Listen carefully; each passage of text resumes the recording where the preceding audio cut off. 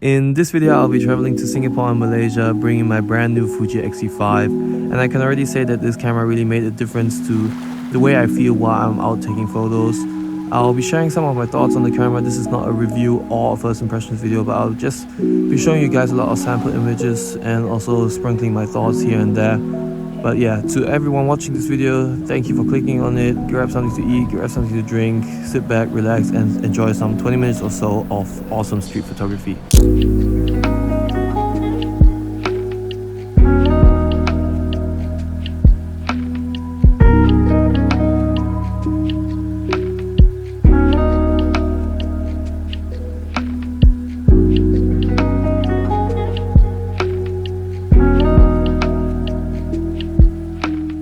Welcome to Singapore, everyone. Before we continue on with this video, I quickly wanted to gloss over the setup I'll be using during this trip. Obviously, this video is also a bit about the Fuji X-E5 itself as well, but it's important to note that this is not a first impressions video or a review video. It's a travel video of me using the camera and showing you guys a bunch of sample images.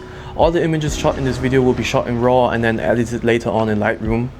I've got two lenses with me. I've got the 23mm f2.8 kit lens that came with the camera, and I've got the 16 to 80mm f4 lens, which I bought from my friend Zilas back in Germany. Both lenses got a quarter strength ProMIS filter attached to them, so I get a similar look between the two.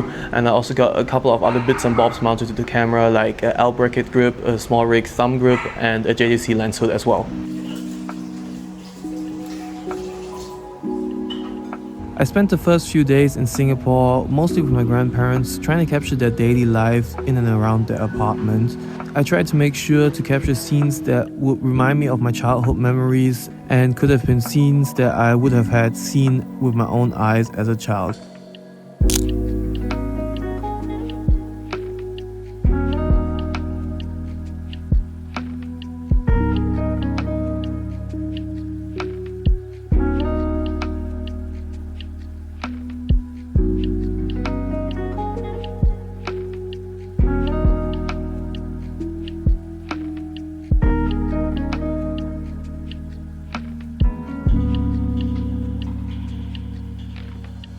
In addition to that, I spent a couple of hours every day in and around the residential area where they live to give the scene a wider scenery and make it more complete to anyone else watching.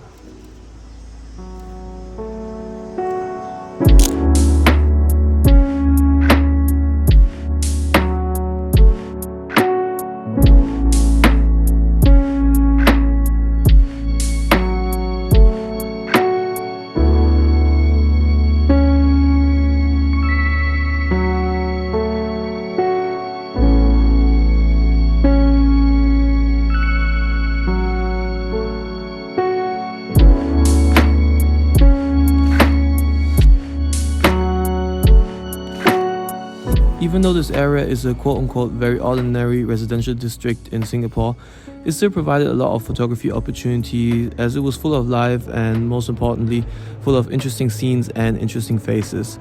I at least tried to make an effort to capture solely interesting moments and meaningful moments that would tell a story rather than be solely aesthetically pleasing images that would look nice but have no storytelling impact.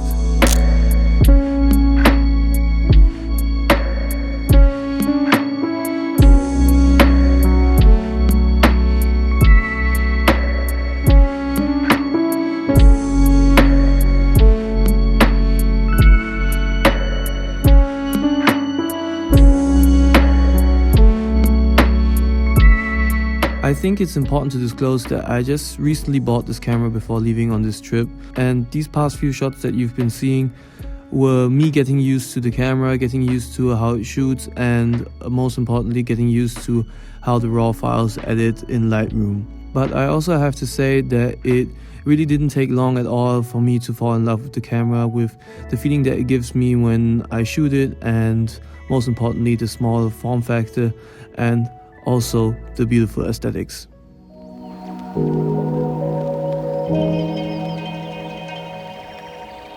Even though I tend to avoid the most touristy locations in a certain city or country when I'm visiting, I'm still no one to completely stay away from them, because obviously there are a lot of photography possibilities available in those locations. I just try to stay away from the most touristy areas where I won't see any locals, because I don't think that tourists look as interesting as locals. Not that there's anything bad with being a tourist, it's just I'm trying to capture authentic scenes, or at least scenes that I presume to be authentic, and the tourist image or the touristy look does not really fit that style.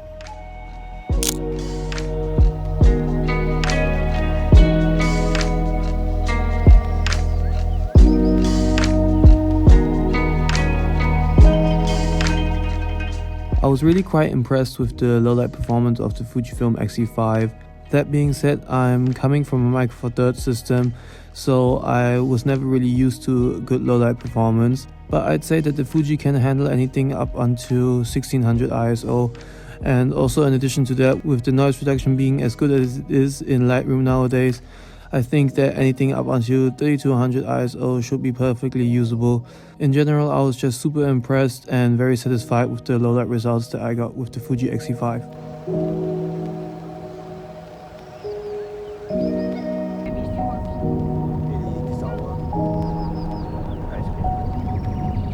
Other than Chinatown, I also stopped by the Marina Bay front in Geylang, but I only took pictures in Geylang because I've seen the Marina Bay front several times before in my life, and honestly I don't find it that impressive on images, or if I wanted to capture it or take a look at it, I could just Google Marina Bay front Singapore and get similar results. So I stuck to Geylang and got some street photography done there. But other than that, that was pretty much a wrap on Singapore, and the very next day in the morning I took the bus to Kuala Lumpur, Malaysia.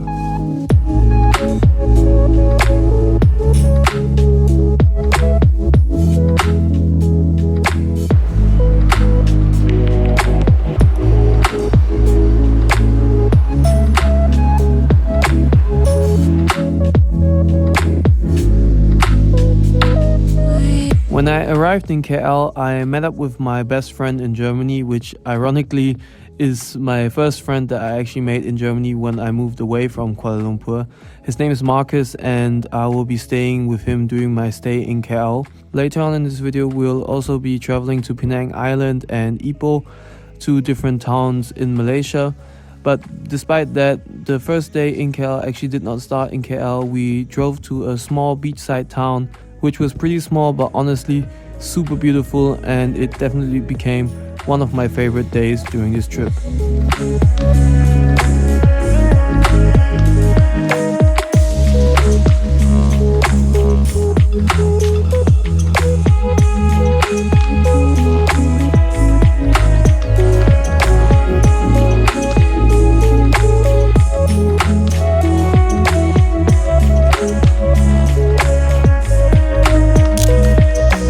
These images of these two boys actually remind me a lot of myself, and the visual similarity is kind of insane actually.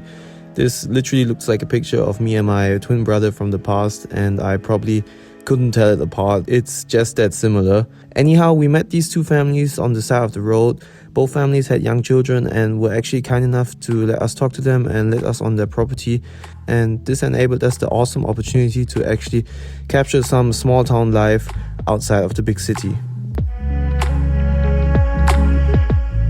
After our quick stop, we continued our drive down the road just to stop 5 minutes later because Marcus actually spotted this beautiful beachfront which was just too beautiful to simply pass by. So we stopped here again, and even though at this point we were running pretty late for our sunset location, it was well worth it, and I think that the images speak for themselves.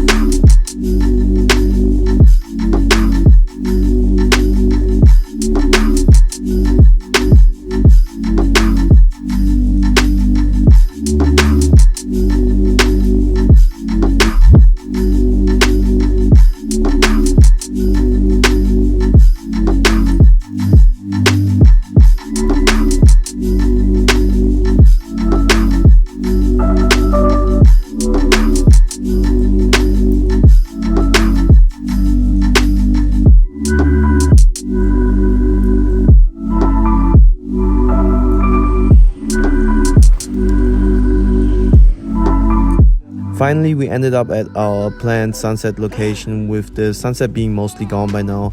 But that's just how it goes sometimes, and honestly I'm not too mad about it, because the Unplanned actually came up with some of my favorite photographs during this trip and some of my favorite memories as well. You guys want to see the pictures? See the pictures?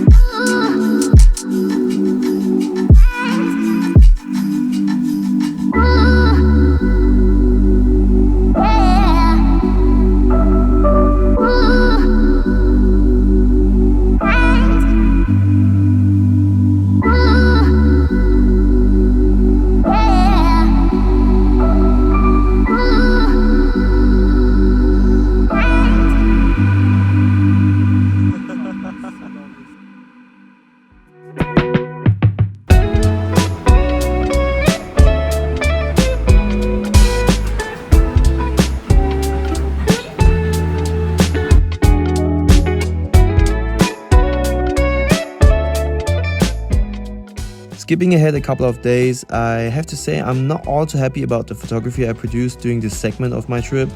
Maybe it's the creative fatigue setting in, but mind you, at this point I've been shooting for 8 days straight. I have to admit, contrary to other people I know, I really struggle with leaving my camera at home and to plan adequate rest when I'm traveling. And I believe that can be seen here in the next few images. So I'll just compile some of the footage from these mediocre days and hope that you'll still enjoy it either way.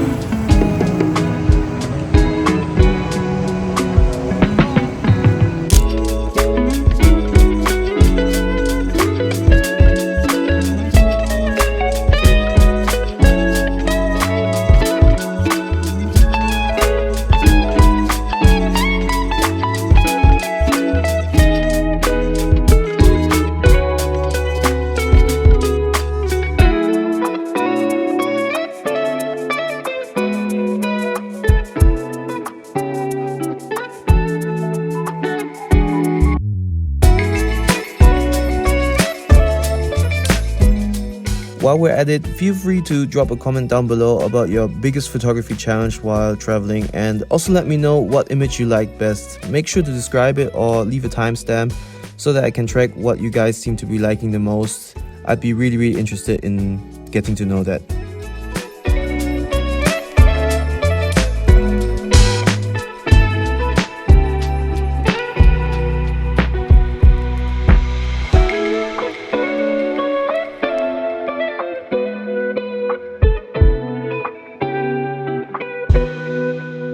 The next day was pretty much my last day here in Kuala Lumpur, as we would be leaving to Penang and Ipoh for the weekend, and definitely keep watching because my personal favorites were all shot there. Anyway, the plan for the day was to try and capture the contrast between the modern high-rise apartments and the small humble housing sprinkled in between the skyline.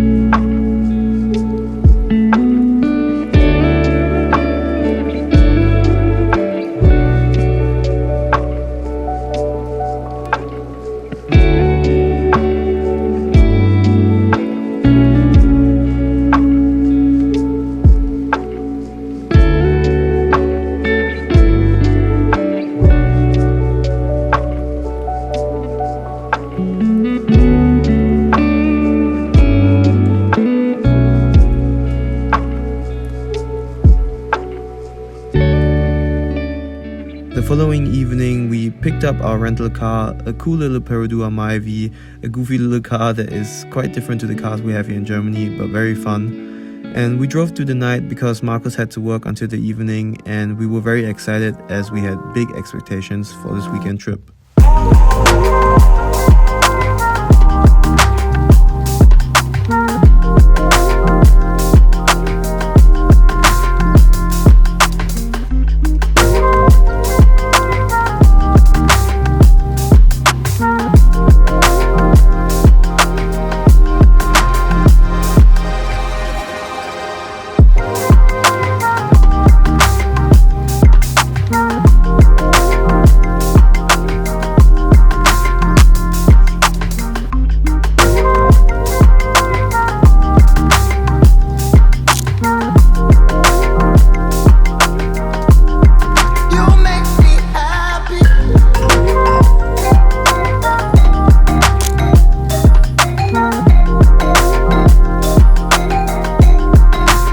Penang started out with a quick sunrise mission as we headed out to the various jetties that Penang is known for, trying to capture how some of the locals spent their morning hours. And I'm pretty happy with these images as I think that they captured the Malaysian island lifestyle pretty well.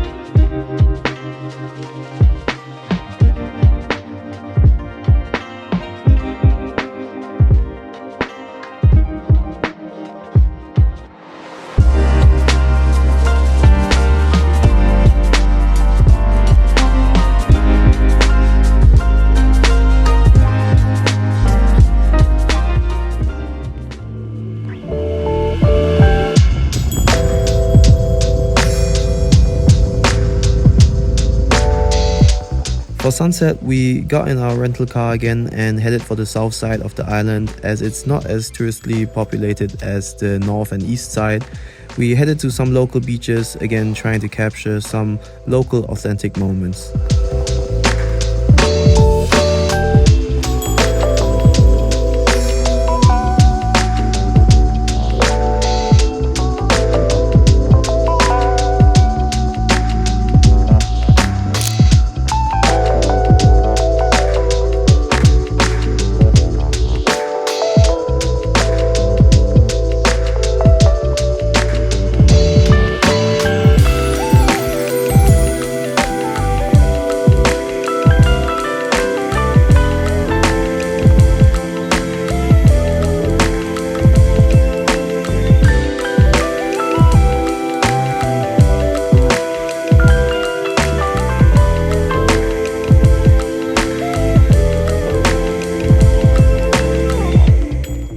On our way there, we stumbled upon this football court with these local Penang children playing football there. We asked them if we could join and they said yes, and in midst of all of this, I probably captured some of my favorite memories of all time.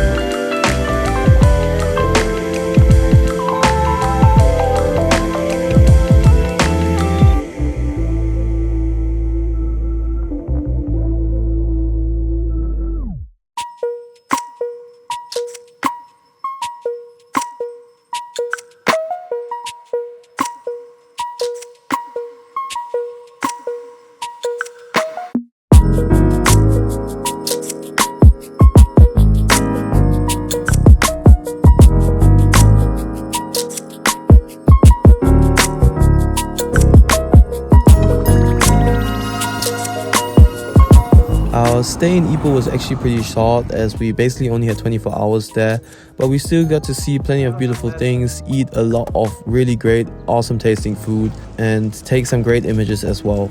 I definitely can recommend Ipoh to anyone visiting Malaysia, as it is just such an underrated city.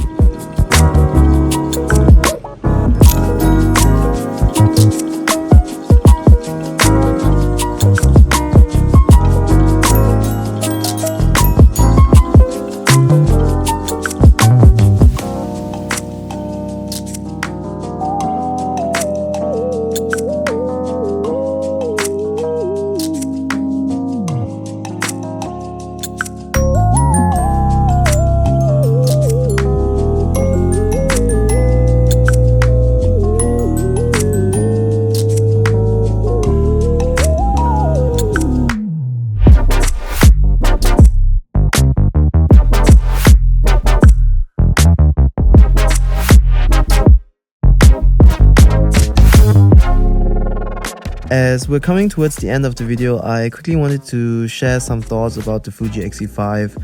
I have to say I'm really glad that I bought this camera before the trip. I enjoyed it so much, and I enjoy it that it has the interchangeable lens system, that it is such a small camera, that it is such a beautiful camera. I obviously have let it shine through a bit throughout the video that I already fell in love with this camera. And basically, if you can get past the tricky autofocus system, I think it's the ultimate travel companion. At least for me, there's no better camera on the market, and I'm very happy that I added it to my collection, and I'm also very excited to see what I can create with it within the coming years.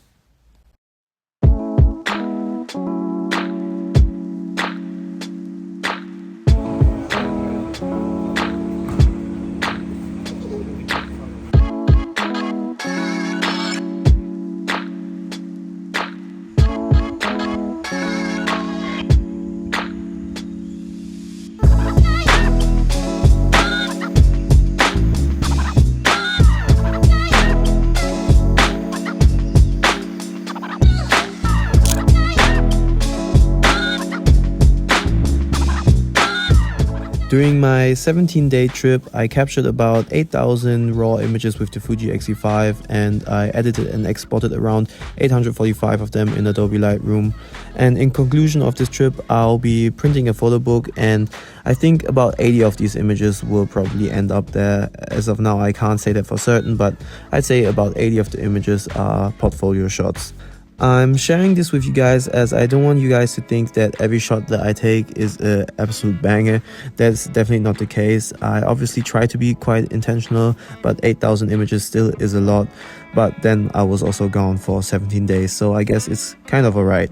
But anyways guys, this is the end of the video. I wanted to thank each and everyone who clicked on this video and that watched to the end of this video. I know it's quite a long video, so I don't judge if you decided to head out before, but I hope that it was interesting enough to watch until this point. And I know also I don't really upload quite regularly. This is again a bit over a year since my last upload, but I hope that this camera will bring me some newfound motivation into creating more YouTube videos like this. They are super hard to do and it's a lot of work, but I really enjoy doing it. So again, thank you guys so much for watching. I hope you enjoyed it and see you next year or the next video.